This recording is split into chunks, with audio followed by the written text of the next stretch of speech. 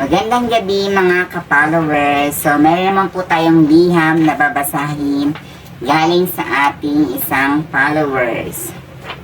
So, humingi siya ng payo kung ano nga ba ang gagawin niya sa kanyang BFF. So, babasahin ko na ang kanyang liham.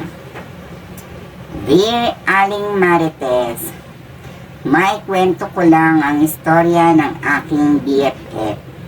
Sobrang close namin since nung bata pa kami.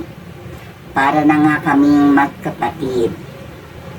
Ang kinasasama ng loob ko, di na niya ako nabayaran ng utang dahil po pumanaw na siya. Ano po ba ang maipapayo niyo sa akin, Aling Marites? Nagmamahal, followers.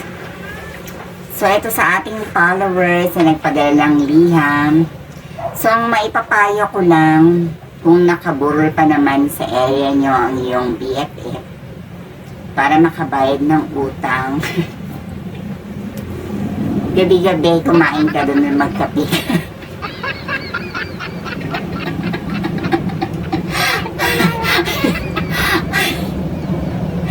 O kaya pag kaya pag November 1, kolektahin mo yung mga natuloy na kandila at ipakilo mo. O diba? At least makabayad sa'yo ang iyong BFF. So sana sa iyong BFF, sumalangit nawa ang kanyang kaluluwa. So yun lang ang aking maipapayo sa'yo. Kung nakaburol pa man, gabi-gabi maglamay at kumain ka. Diba? Once again, ito ang inyong Aling Marites story.